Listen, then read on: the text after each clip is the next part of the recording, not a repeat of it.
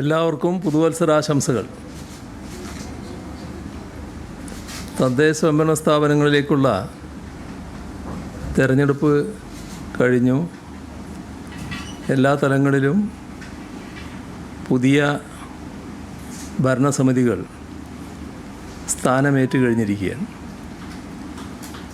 തിരഞ്ഞെടുപ്പ് ഘട്ടത്തിൽ ശക്തമായ രാഷ്ട്രീയ പ്രചരണങ്ങളും വാദപ്രതിവാദങ്ങളും എല്ലാവരും നടത്തി. ആ ഘട്ടം പിന്നിട്ട് തിരഞ്ഞെടുക്കപ്പെട്ട ഭരണസമിതികൾ സ്ഥാനമേറ്റതോടെ അവർക്ക് മുന്നിൽ പുതിയ ഉത്തരവാദിത്തങ്ങളാണ് ഉള്ളത്. ഇന്ന് കാണുന്ന ത്രിതല പഞ്ചായത്ത് നഗരഭരണ സംവിധാനം രൂപപ്പെടുന്നതിന് പിന്നിൽ കേരളത്തിൻ്റേതായ സവിശേഷ ചരിത്രമുണ്ട്. ഭരണം കേവലം സെക്രട്ടേറിയറ്റിൽ കേന്ദ്രീകരിക്കുന്നതിന് പകരം താഴേത്തട്ടിലേക്ക് എത്തിക്കണമെന്ന ആദ്യം ശുപാർശ ചെയ്യുന്നത് 1957 രൂപീകരിക്കപ്പെട്ട EMSൻ്റെ നേതൃത്വത്തിലുള്ള ഭരണപരിഷ്കാര കമ്മിറ്റിയാണ്. ഗ്രാമതലത്തിൽ ഭരണനിർവഹണത്തിനുള്ള അടിസ്ഥാന യൂണിറ്റായി പഞ്ചായത്തുകൾ മാറുക. തിരഞ്ഞെടുക്കപ്പെട്ട പഞ്ചായത്ത് ഭരണസമിതികൾക്ക് കൂടുതൽ സ്വയംഭരണാധികാരം നൽകുക. ഇത്തരം ശുപാർശകളും ആ കമ്മിറ്റി മുന്നോട്ട് വെച്ചു. 1967 EMS മന്ത്രിസഭ വന്നപ്പോൾ ദ്വിതല സമ്പ്രദായത്തോടു കൂടിയുള്ള പഞ്ചായത്ത് ബിൽ നിയമസഭയിൽ അവതരിപ്പിച്ചു. 1987 നായനാർ സർക്കാരിൻ്റെ കാലത്താണ് ജില്ലാ കൗൺസിലുകളിലേക്കുള്ള തെരഞ്ഞെടുപ്പുകൾ നടന്നത്. ത്രിതല പഞ്ചായത്ത് സംവിധാനവും ഇന്നത്തെ നിലയിലുള്ള നഗരഭരണ സംവിധാനവും 73-74 ഭരണഘടനാ ഭേദഗതിക്ക് ശേഷം 1994 Kerala panchayat Raj act, Kerala municipality act എന്നിവ മുഖേനയാണ് നിലവിൽ വന്നത്.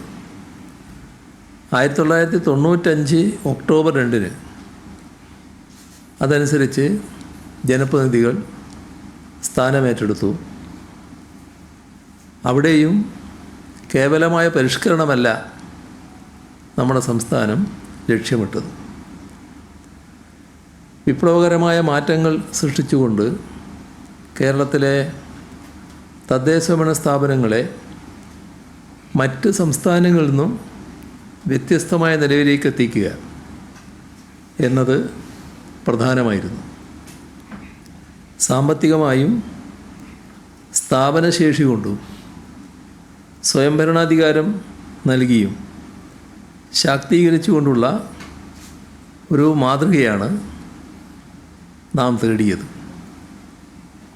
അതിനു പറ്റിയ ജനകീയാസൂത്രണം,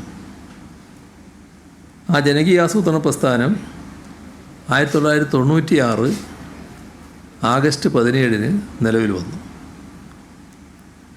തുടർന്ന് സെൻ കമ്മിറ്റി രൂപീകൃതമായി.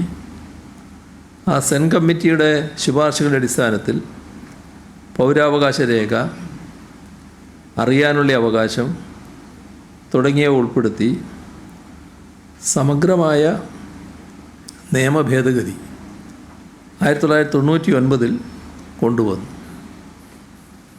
ഇതോടെ സംസ്ഥാനത്തെ തദ്ദേശഭരണ സ്ഥാപനങ്ങൾ ശക്തമായ സ്വയംഭരണ സംവിധാനങ്ങളായി മാറി.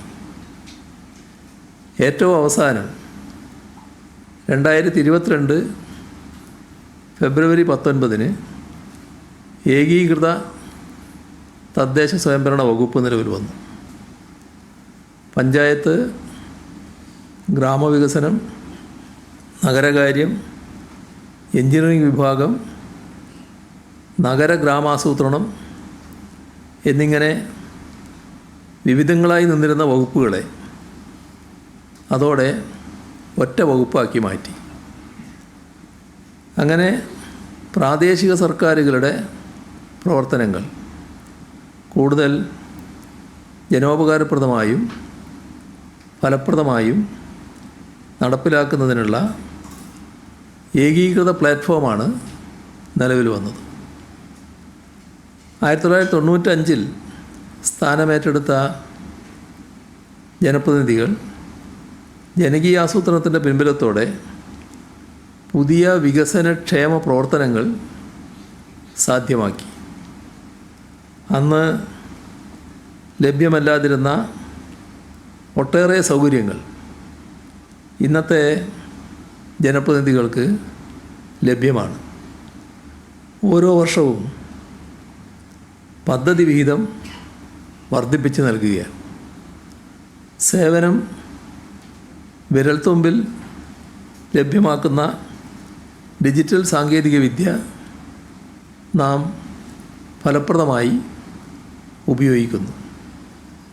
ശാസ്ത്രീയമായ സർവേയിലൂടെ കണ്ടെത്തിയ അതിദരിദ്രരെ ഓരോ ആവശ്യങ്ങളും നിർണയിച്ച് മൈക്രോ പ്ലാനുകൾ തയ്യാറാക്കി അതിദാരിദ്ര്യ നിർമ്മാർജ്ജനം സമയബന്ധിതമായി സാധ്യമാക്കാൻ നമുക്ക് കഴിഞ്ഞു. നേരത്തെ തന്നെ പ്രസ്താവിച്ചതാണ്, ഇതിലേറ്റവും സ്തുത്യർഹമായ പങ്കാണ് തദ്ദേശ ഭരണ സ്ഥാപനങ്ങൾ വഹിച്ചിരുന്നത് എന്ന്. ഇത്തരമൊരു സാഹചര്യത്തിൽ പുതിയ ഭരണസമിതികളുടെ ചുമതല കൂടുതൽ വിപുലമാണ്. അതിദാരിദ്ര്യമുക്തരായവർ തിരികെ അതിദാരിദ്ര്യത്തിലേക്ക് പോകരുത്. പല കാരണങ്ങളാൽ അതിദാരിദ്ര്യത്തിലേക്ക് വഴുതി വീഴുന്ന ആൾക്കാരുണ്ടാകാം. അതിൽ നിന്നും അവരെ മുക്തരാക്കാനാവണം. ഈയൊരു പ്രക്രിയ നിരന്തരം സൂക്ഷ്മതയോടെ മുന്നോട്ട് കൊണ്ടുപോകേണ്ടതാണ്. അതിനായുള്ള EPEP 2.0 പദ്ധതി എല്ലാ തദ്ദേശഭരണ സ്ഥാപനങ്ങളും ആരോഗ്യകരമായ മത്സരബുദ്ധിയോടെ ഏറ്റെടുക്കേണ്ടതുണ്ട്. മാലിന്യമുക്തം നവകേരളം പദ്ധതിയിലൂടെ സമ്പൂർണ്ണ മാലിന്യമുക്ത സംസ്ഥാനം എന്ന നിലയിലേക്ക് സമീപനത്തിലും പശ്ചാത്തല സൗകര്യങ്ങളിലും നാം ഏറെ മുന്നോട്ട് പോയിട്ടുണ്ട്. പ്രാദേശിക സർക്കാരുകളുടെ അനിവാര്യ ചുമതല കൂടിയാണ് ഈ മേഖല. ഇതിലെ നേട്ടങ്ങൾ വിവിധ തദ്ദേശഭരണ സ്ഥാപനങ്ങളിൽ വലിയ തോതിൽ നേട്ടങ്ങൾ ഉണ്ടാക്കാൻ കഴിഞ്ഞിട്ടുണ്ട്. ആ നേട്ടങ്ങൾ നിലനിർത്തുന്നതിനും കൂടുതൽ മുന്നോട്ട് കൊണ്ടുപോകുന്നതിനും നിതാന്ത പരിശ്രമം ആവശ്യമുള്ളതാണ്. ഭാവി ഉറപ്പുള്ളതാക്കാൻ നാട് മാലിന്യമുക്തമാകൽ പ്രധാനമാണ്. ആ ചുമതല എല്ലാ തദ്ദേശഭരണ സ്ഥാപനങ്ങളും പൂർണ്ണമായും ഏറ്റെടുക്കേണ്ടതാണ്. ലൈഫ് ഭവന പദ്ധതിയിലൂടെ പൂർത്തിയായ 5 ലക്ഷത്തോളം വീടുകൾ, ആ നേട്ടം അടുത്ത മാസത്തോടെ പൂർത്തിയാക്കാനാണ് പോകുന്നത്. എന്നാൽ അതുകൊണ്ട് പൂർണ്ണമാകുന്നില്ല. കൂടുതൽ ഭവനരഹിതർക്കുള്ള അടച്ചുറപ്പുള്ള സുരക്ഷിത ഭവനം ലഭ്യമാക്കാൻ അശ്രാന്ത പരിശ്രമം ഉണ്ടാകേണ്ടതുണ്ട്. തദ്ദേശഭരണ സ്ഥാപനങ്ങൾ ഇതിൽ പ്രധാന പങ്ക് വഹിക്കേണ്ടതുമാണ്.